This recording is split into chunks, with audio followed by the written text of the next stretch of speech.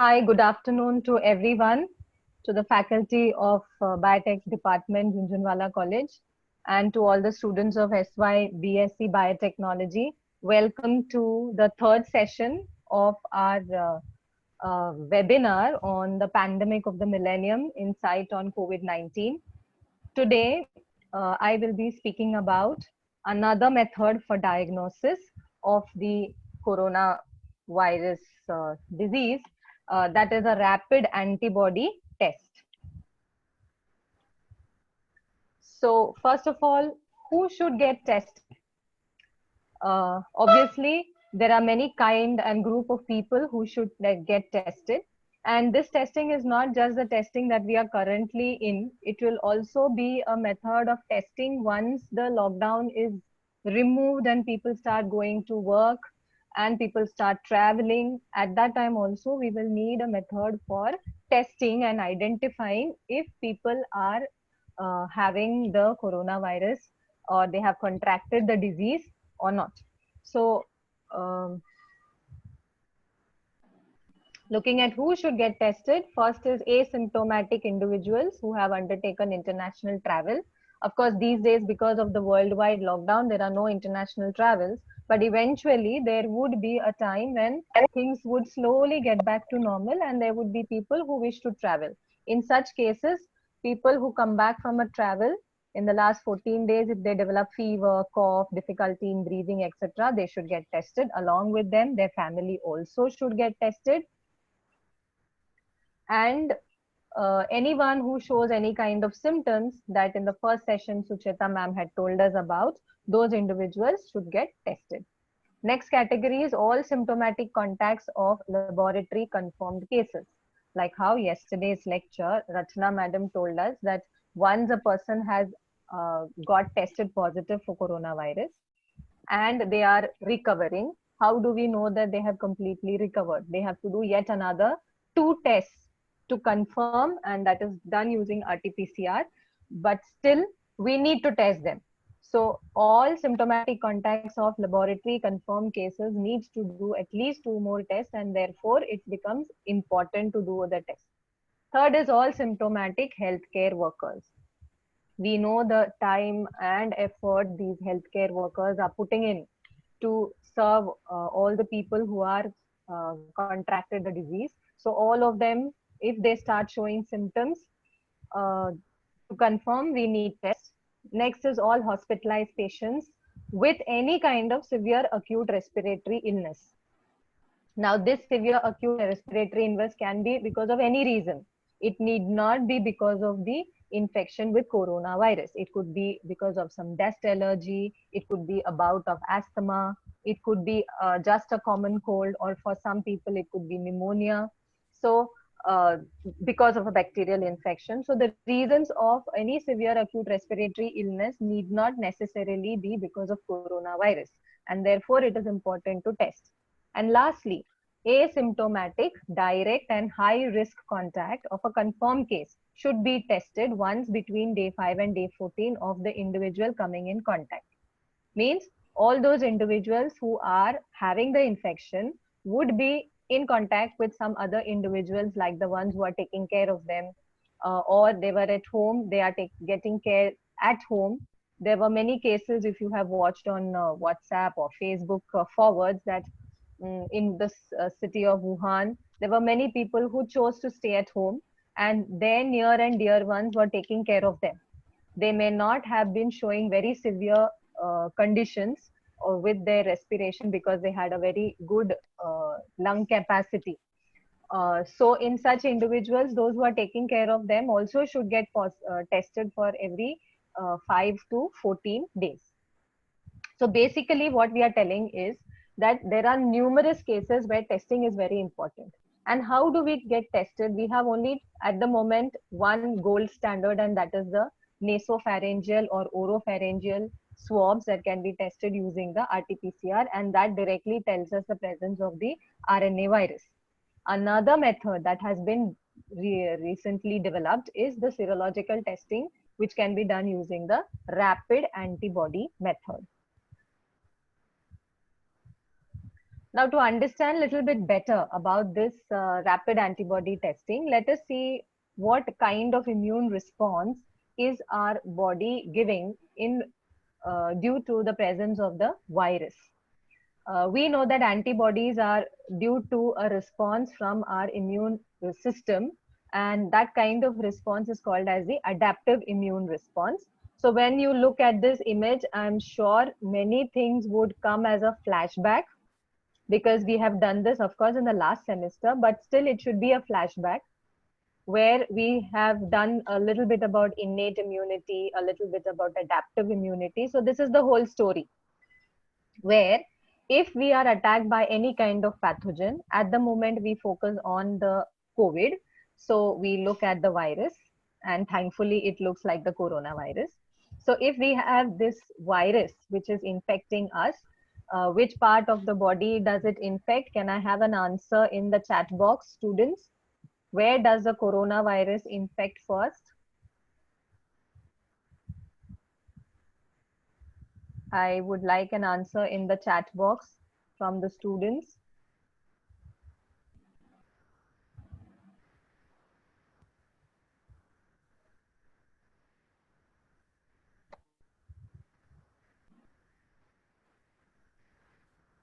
Yes, the lungs, true. The respiratory tract, some of them have said, but some of the students have also told me that it is the lungs.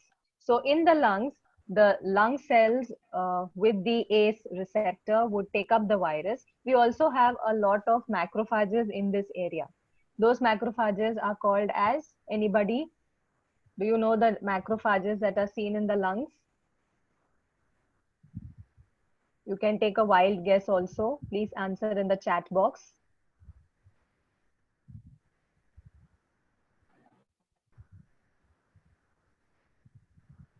The macrophages which are seen in the lungs. Anyone? I can give you a clue that the lungs have alveoli and they are protected by these macrophages. So what are the macrophages called?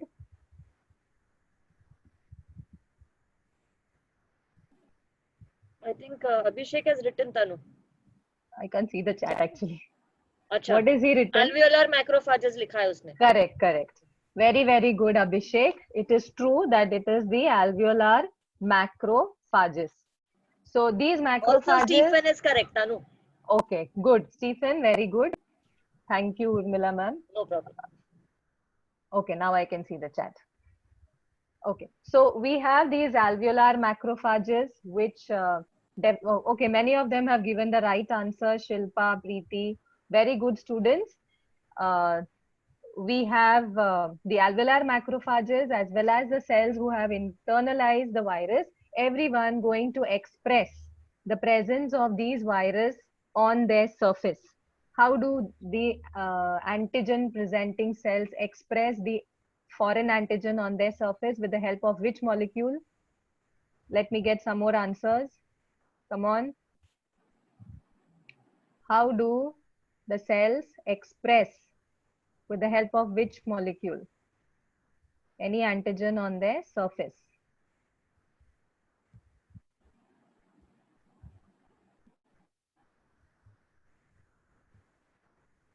Nobody? With the help of MHC. We have two types, class 1 and class 2.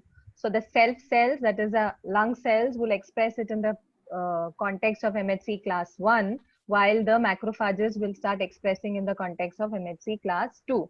So whenever these cells are expressing the foreign antigens, they will be identified by what kind of cells? The T cells. So once a T cell starts recognizing them as foreign, the adaptive immunity takes over. And if you look at the third part of your this slide where I'm pointing at the moment, you will see that we have a T cell response. We have the CD8 plus T cells as well as the CD4 plus T cells. Since we are more interested in the antibody context here, I will be more referring to the CD4 plus T cells, which are also called as helper T cells. So these helper T cells will eventually proliferate, give out a lot of cytokines, which in turn will activate the B cells.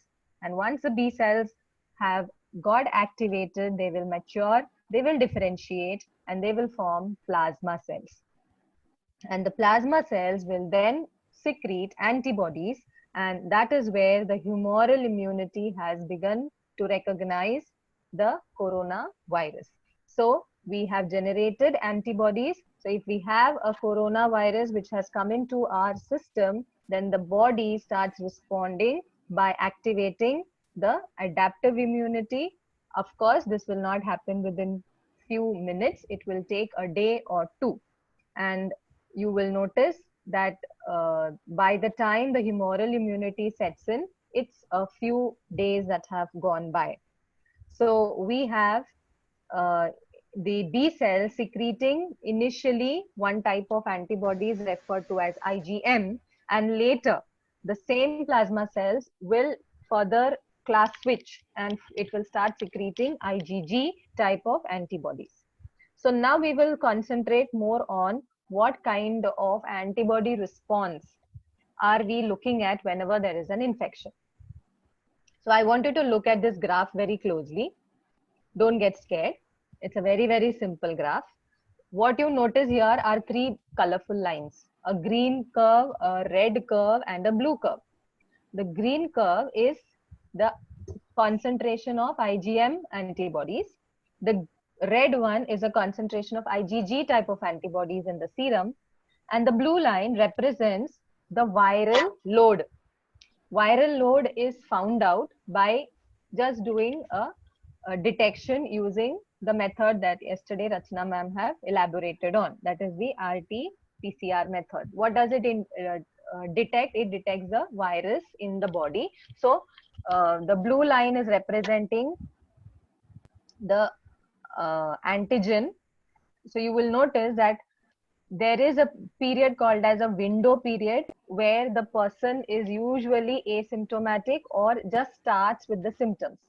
So as I said in the earlier slide, immediately once the virus has come into our body, we cannot start with the body's immune system does not begin producing antibodies. It takes a few days. So once the virus has come into the system, it will take at least 7 days for the immune system to launch a antibody response. So during this time, if we were to test in the initial phase, that is during the asymptomatic stage, and maybe during the initial stage of symptoms like itchy throat, or maybe a little bit of coughing and dry throat, sneezing, etc. During that time, the antibody is very, very less in the body. But if you were to do an nasopharyngeal test, it would turn out to be positive because it directly detects the virus in an infected individual. But the antibody count is very less. But after maybe 7 days, when there is an onset of symptoms of maybe a little bit of difficulty in breathing and is suspecting, in such cases we know that the IgM levels will become detectable, and after 1 week of the virus coming into the body, it is very, very clear that the person has got infected and IgM levels will increase. It reaches a peak and then it slowly declines. As it reaches a peak, you will notice right at the bottom, that is 14 days after it reaches a peak, and simultaneously you have an increase in IgG levels, and that increases and then it stays on for a very long time. So IgG levels are indicative that the patient is currently suffering from the coronavirus infection. So people who are at the early stage will only show presence of IgM. People who are in the secondary stage or in the current infectious stage will show presence of IgM as well as IgG. And people who have recovered or have completely come out healthy from the after the infection will definitely show the antibodies in which form, not IgM but IgG. So we have as the patient begins to recover, you will see that the viral count is reducing and the IgG levels will still remain high. So the basis of our antibody testing is to identify these three types of people: early infection stage, the actual infection stage, and convalescent or people who are recovering. So those individuals can be identified. I hope so far it is clear to all of you. Okay. So now if someone wants to get tested, what do? We just have to buy the kit. How does a kit look like? These kits have been certified by ICMR. A small homework for you is to find out what is ICMR and what is its role in certifying these kits. Okay, so we have in India, we have the ICMR who have to give a green signal. So they have given a green signal to market this particular type of kit. So what does it contain? It comes in a tiny box and it contains a cassette. This is called as a cassette. This cassette has a small area in the front, a circular area called as a sample port. And then it has the area which is a small window where we can see the result. It comes with a dropper, a needle, a tiny swab to clean the area to remove the blood sample, and it has a buffer. You can see a tiny bottle here, that's the buffer. So how do we go about doing the test? Very simple. First, you need to collect the sample. How do you collect the sample? What you need is blood. Any blood will do, whether it is venous blood or capillary blood. How do you obtain a capillary blood sample? It's a simple prick. You just have to prick the fingertip, press it, whatever blood comes, that can be used as sample. We just need only 10 microliters. If you are in the hospital, then you can get a venous blood sample also, no problem. So the first test is collection of samples. So for the test, you have about 10 microliters. You can take serum, plasma, whole blood, no problem. Second step is to take the dropper, collect the blood, and then put it in the sample port. And third step is to add few drops of the buffer solution. Once the buffer solution has been added, you have to then wait for around 10 minutes. 10 to 15 minutes, the results will be out. How do you get the results? It's a visual display, and it works on the principle of immunoassay. Now, this is where the technique comes in, the technique and the principle based on which the results are seen. So you get lines which is observed. So we are going to find out how do we get these lines and what's the principle behind it. So the technique here is called as lateral flow colloidal gold chromatographic immunoassay. So what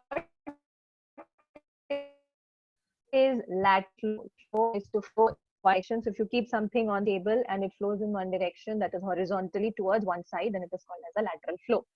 What do you mean by colloidal gold? All of us have seen gold for sure. We know that it is yellow colored. It's a metal and it's quite tough. But if you convert this gold into nanoparticles, it will come in solution form, like how we did for silver nanoparticles.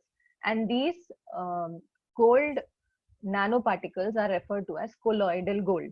And the colloidal gold doesn't look anything yellow. It looks in the range of reddish to brown color. So here in the test, we are using colloidal gold. And when these gold nanoparticles come together during the testing, it gives a burgundy color. Okay. You all can again find out what is burgundy color. And next is a chromatographic technique. What is chromatography? It is the flow of materials so that there is separation. This is basic chromatography. So here also we are trying to achieve separation. What are we trying to separate? We are going to separate, one is the antibodies against the coronavirus. Second, we are separate IgM and IgG. If both are present, we need to separate them. If only one is present, then there is no problem. Now, one thing that we need to understand here is, when I collect my serum sample, will the person show only antibodies against coronavirus, or will there be a mixture of antibodies? I want an answer in the chat box here. When we collect a sample, do we get antibodies of only coronavirus, or we'll have antibodies of all the different antigens in our body?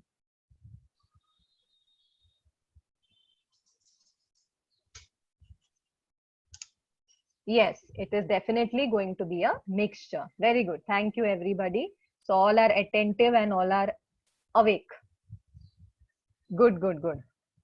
Okay. So all the mixture is what we have. Do we want to detect all of them? No. We are interested only in the antibodies which are against coronavirus. That means in the assay, which is referred to as immunoassay, we need to provide an antigen. Yes. Which antigen do we provide? Koi bhi antigen? Yeah, something which is very specific to coronavirus. Yes, it has to be specific to coronavirus. Can anybody take a wild guess that what should be the antigen that we should be providing for this immunoassay? Which should be the antigen against which the antibodies would be easily detected? Please recollect the lecture from Sucheta ma'am and recollect the different proteins on the surface of the coronavirus and give me the answer. Correct, Shreya. It has to be against the spike protein because it's quite large. It is the one which is can be easily, the antibodies would also be very easily detected. Moreover, if we are planning to create a cassette like this and have the antigen available to us, then we need to produce them. We need to make them in the laboratory. So a lot of yes, Sucheta ma'am, the glycoprotein, spike glycoprotein, correct. So the spike glycoprotein antigens were artificially synthesized using the recombinant technology in cell lines. They were made to express on the cell lines. They were then purified using protein A columns and size exclusion chromatography. And the purified proteins were then mixed with the gold colloidal nanoparticles, and they were made to react so that we will get a solution in which we have the gold conjugated COVID-19 antigen. Okay, I repeat, after doing a lot of processing, the gold conjugated coronavirus antigens were prepared. Okay, and these will be able to react with the specific antigen if they are present in our serum. So let us now look at this particular cassette. What does it contain? Okay, so I hope you have understood the title. Lateral flow is unidirectional. Colloidal gold, why? Because we are using nanoparticles and we have attached it to certain antigen which is highly specific to the antibody that we intend to detect. Chromatography because it's a separation. Immunoassay because we are doing an antigen antibody interaction. Can you all give me examples of any other immunoassay that you have studied in the past? In the chat box, please.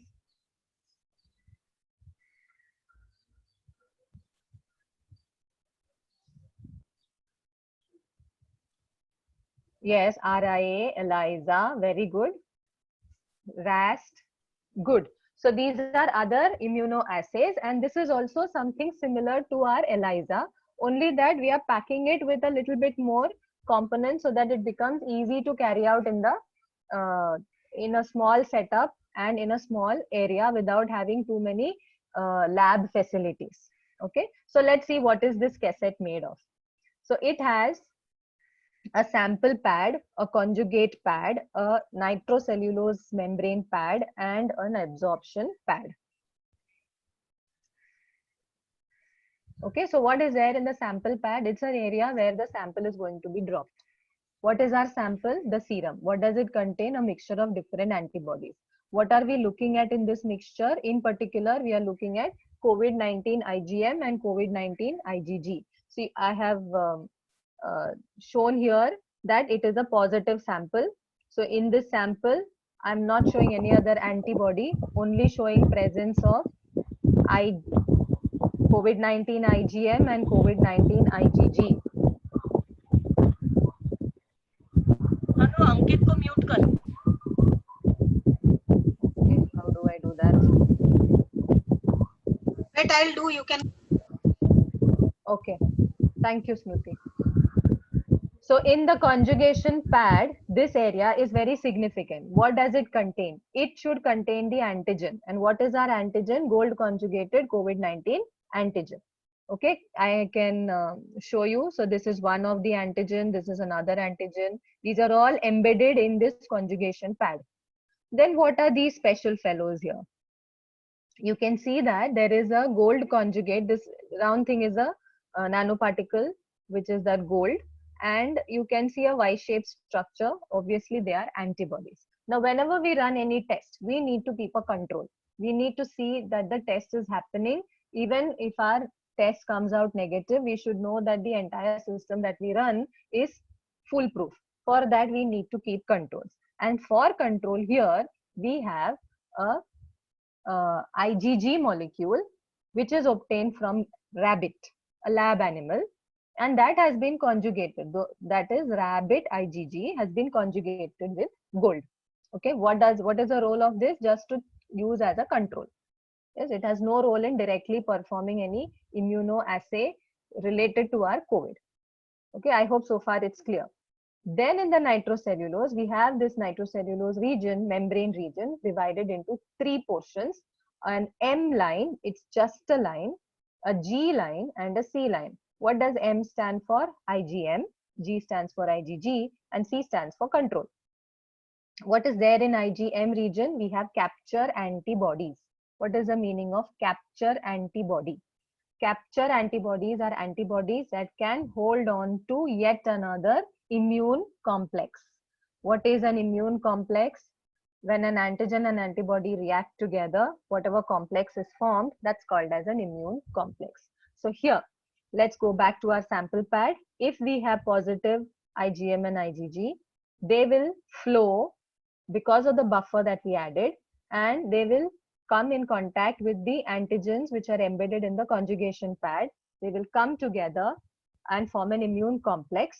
What about these rabbit IgGs? They will not form any reaction, but they will just continue to flow because their buffer is there. They will definitely flow in one direction. There will be lateral flow. They will all move. Okay. So once the M line is reached, what is M line containing? It contains anti-human IgM antibodies. That means it is already having IgM, anti-IgM antibodies. And these antibodies will be able to block the antigen antibody complexes that were created. What will happen to the other components? It will flow ahead. Okay. What is there in the G line? There is anti-human IgG antibody.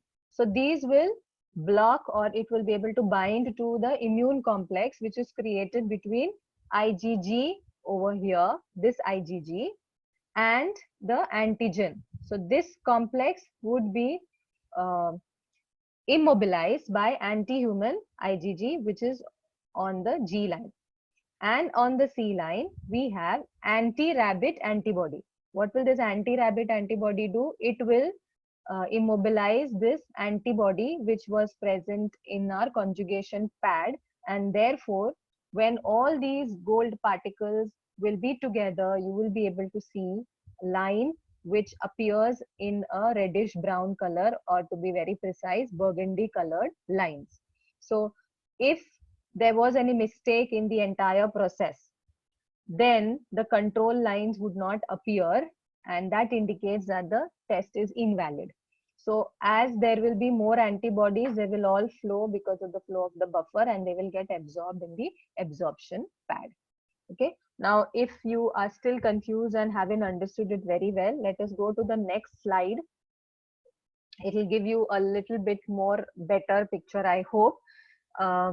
It's the same thing put in a different manner. So we have the sample pad. What is it embedded with? Nothing. What do we put in it? We just put our sample, which could be positive for IgM and IgG antibodies. In the conjugation pad, that is this area, we have two things: the gold conjugated COVID antigen, and we have the gold conjugated rabbit IgG. What is a reaction that happens? As the antibodies will flow, there will be a reaction between the COVID antibody and antigen, and they will form an immune complex. What will happen to the gold conjugated rabbit IgG? Nothing. It remains as it is. Next, these will continue to move, and at the M line, what is already present? We have anti-human IgM antibody. In the G line, what do we already have? We have anti-human IgG and antibody. And in the C line, we already have anti-rabbit antibodies. So in each of these lines, this kind of reaction would be seen. The immune complex will be held on. Further, what will not be held on will move ahead. It will be those which are not able to bind to the M line. They will bind to the G. What cannot bind to the G will go ahead. What can bind to the C will bind, and rest everything will be absorbed in the absorption pad. Okay, so what are the results that we can see? We could see that M line is not seen, G is seen, and C is seen.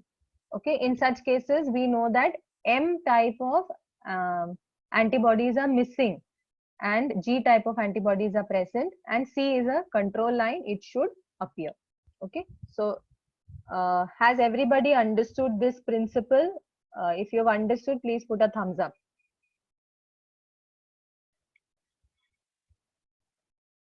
If you have any doubts, you can please put up in the chat. I'll tell you. Okay, so we move on. Has everybody understood? Thumbs up from all. Okay, so what are the possible results?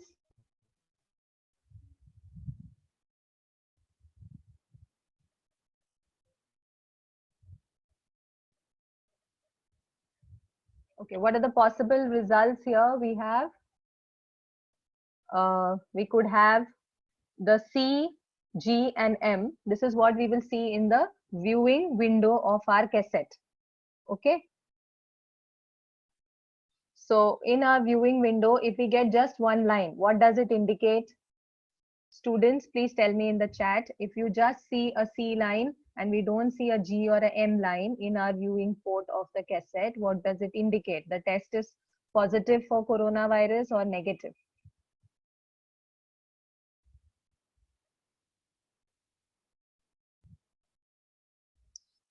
Are you all answering? Because I can't see my chat. Yes, yes.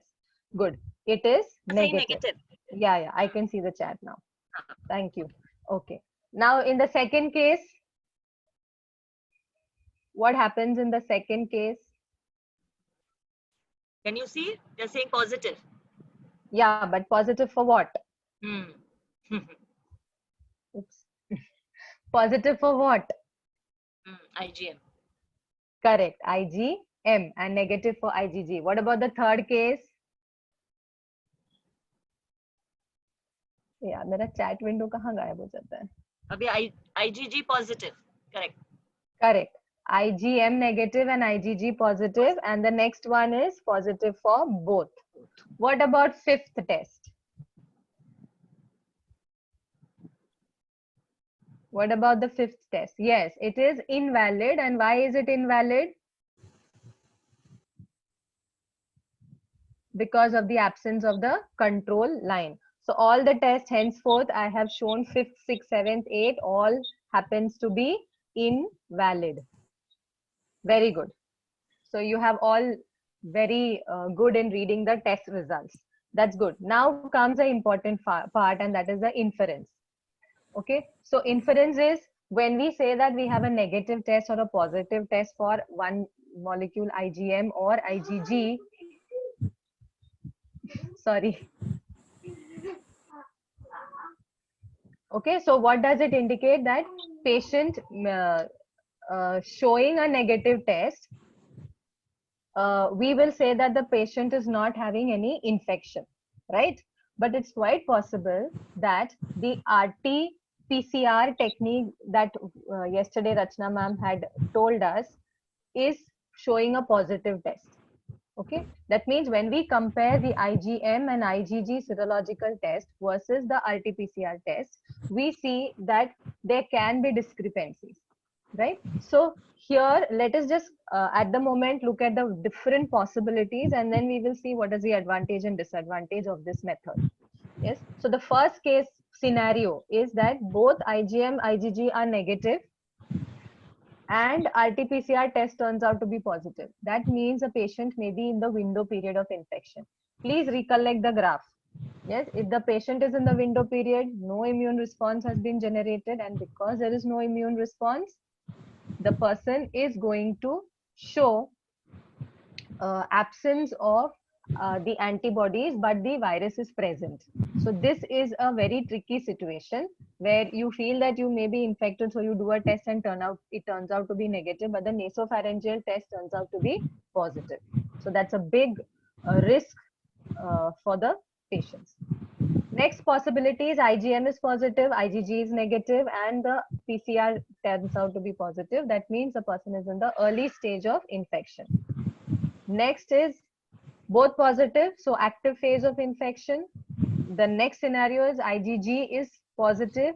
That means the patient may be in the late stage of infection or in the recurrent stage of infection.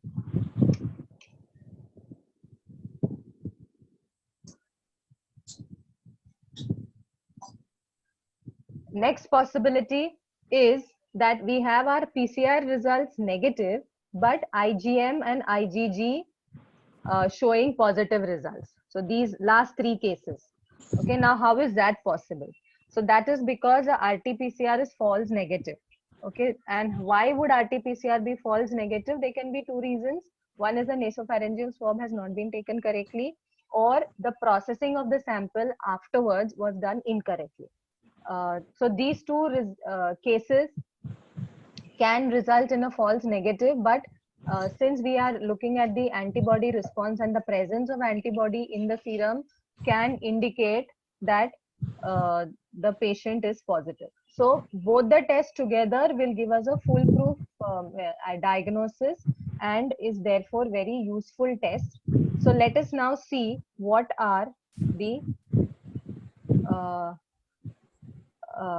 serological and PCR technique having together. So around, if you look at the PCR test, it takes more than an hour for the results to be out. Yesterday we saw that one test cannot be done. We have to do multiple tests together. So it will take at least 5 to 6 hours for the results to be out. While in this rapid diagnostic test using antibodies, the results would be out in 15 minutes. Then you have to use high laboratory facilities in a PCR technique, unlike what we need in a rapid diagnostic serological testing. What about the operation procedures? You need technicians, equipments, complicated operations are there. There are false negatives which can happen in PCR, but such tests are not there is no such requirement of highly professional equipment, etc., in the antibody testing. Next is transport and storage. Needs a cold chain, while here the test can be done at room temperature.